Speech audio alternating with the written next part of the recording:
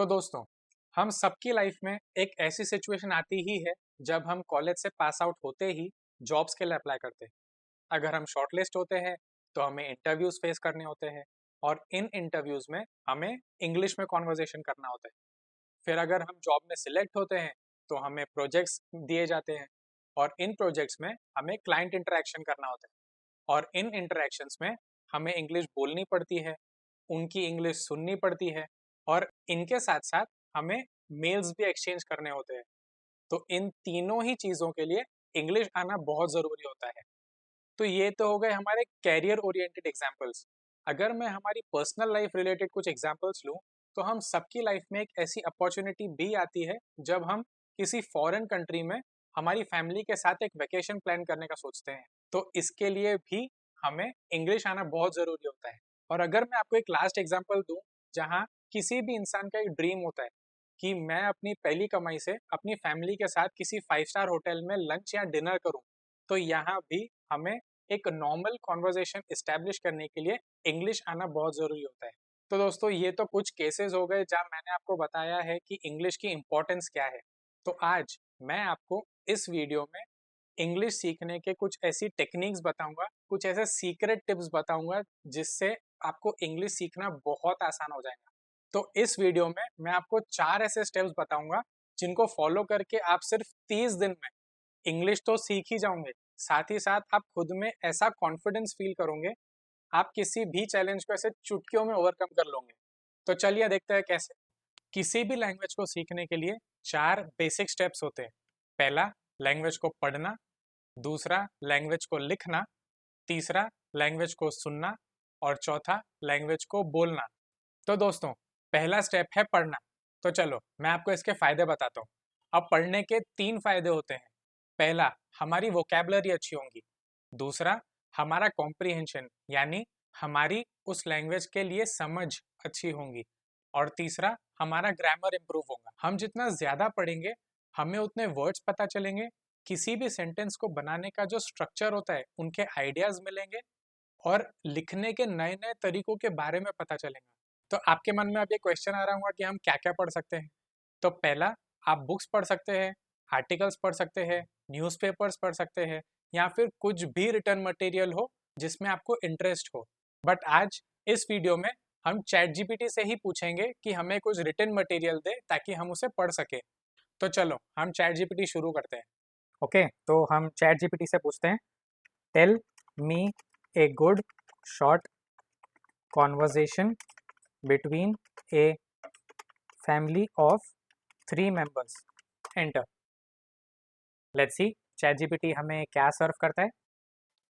Okay, तो now that हमें पढ़ने की प्रैक्टिस करनी है तो हम पढ़ लेते हैं। तो scene is, the Smith family is gathered in the living room after dinner. तो डैड कह रहे हैं, that was a delicious dinner honey, thanks for cooking Lisa. Then mom, whose name is Lisa, you're welcome, John. I'm glad you liked it. How was your day at work? Then dad says, oh, you know, the usual meetings, emails, the whole 9 yards. But hey, guess what? I finally fixed that leaky faucet in the kitchen. Mom, smiling, really? That's fantastic. I was tired of the constant drip. Good job, dear. Then daughter, whose name is Emily, she says, while entering the room with a backpack, hey, mom, dad, guess what happened at school today?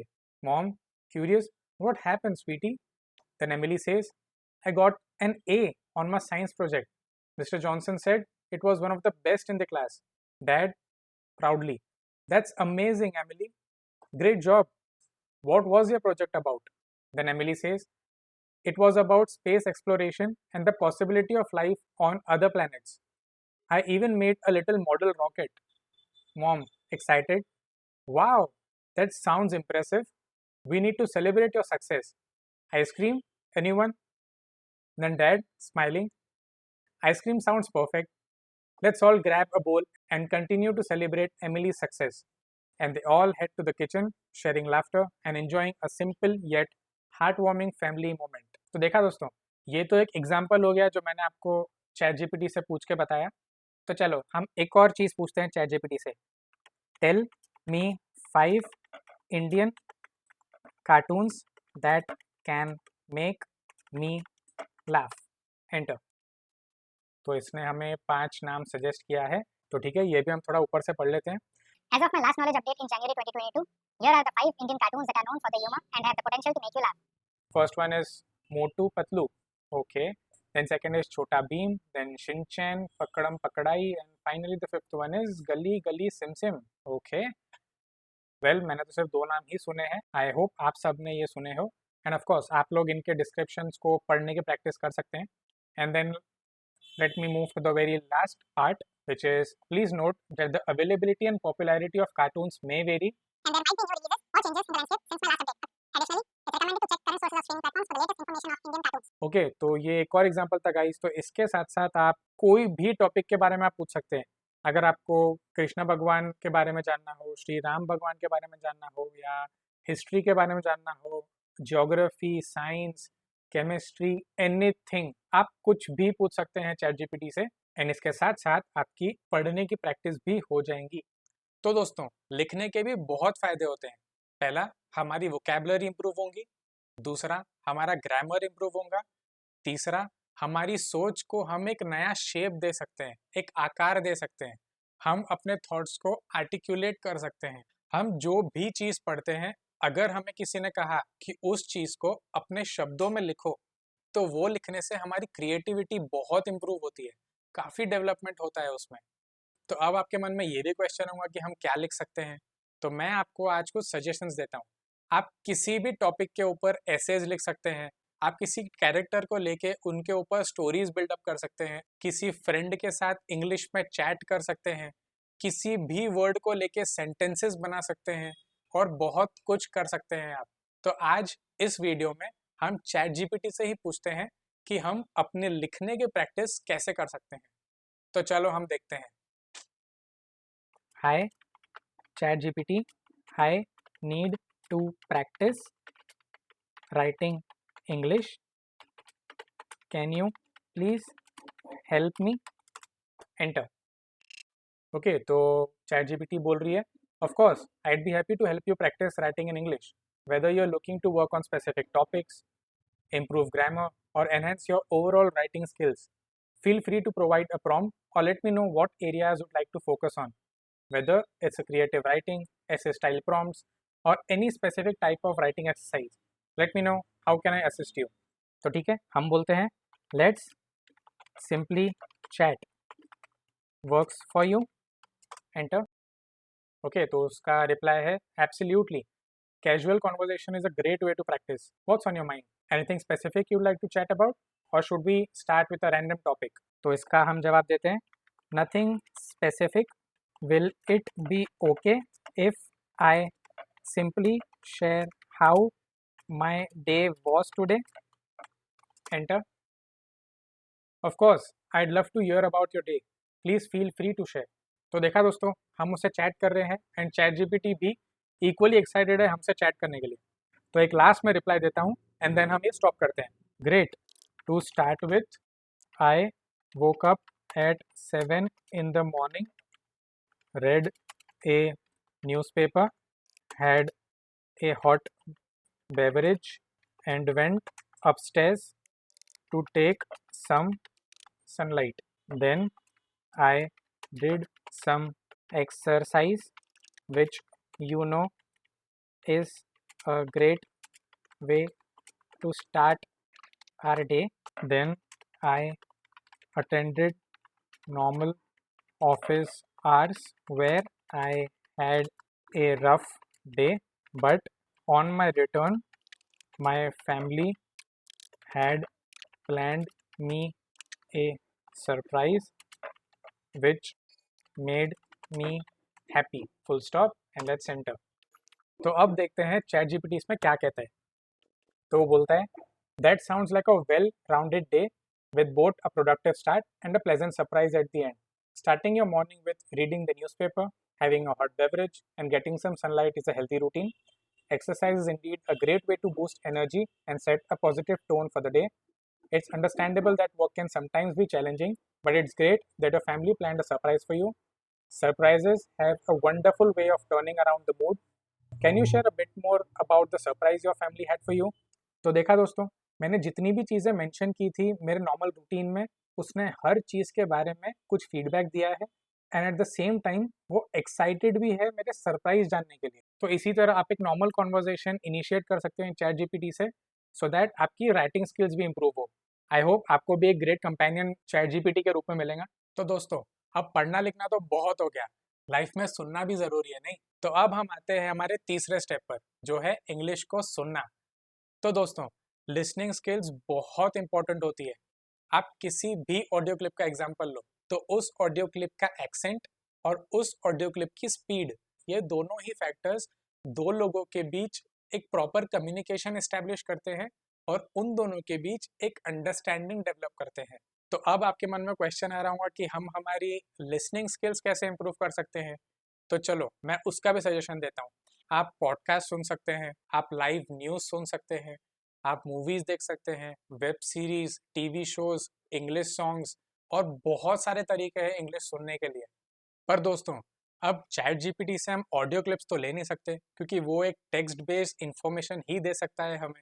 तो इस चीज़ के लिए हम chat GPT को तो कुछ नहीं बोल सकते, बट हाँ, हम चैट जीपीटी से ये ज़रूर पूछ सकते हैं कि हम हमारी लिसनिंग स्किल्स इम्प्रूव कैसे कर सकते हैं। उससे हम सजेशन ज़रूर ले सकते हैं। तो चलो हम चैट जीपीटी से पूछते हैं कि वो हमें हमारी इंग्लिश की लिसनिंग स्किल्स को कैसे इम्प्रूव करा सकता है। तो यहाँ हम चैट जीपीटी से पूछते हैं, how can I learn the skill to listen in English? Enter. तो देखते हैं ये हमें क्या सजेस्ट करता है। Wow, 10 suggestions, great. तो हम फिलहाल सिर्फ टॉपिक्स कवर करते हैं। Improving your listening skills in English is a vulnerable endeavor, and here are some tips to help you enhance this skill. First is regular exposure to English.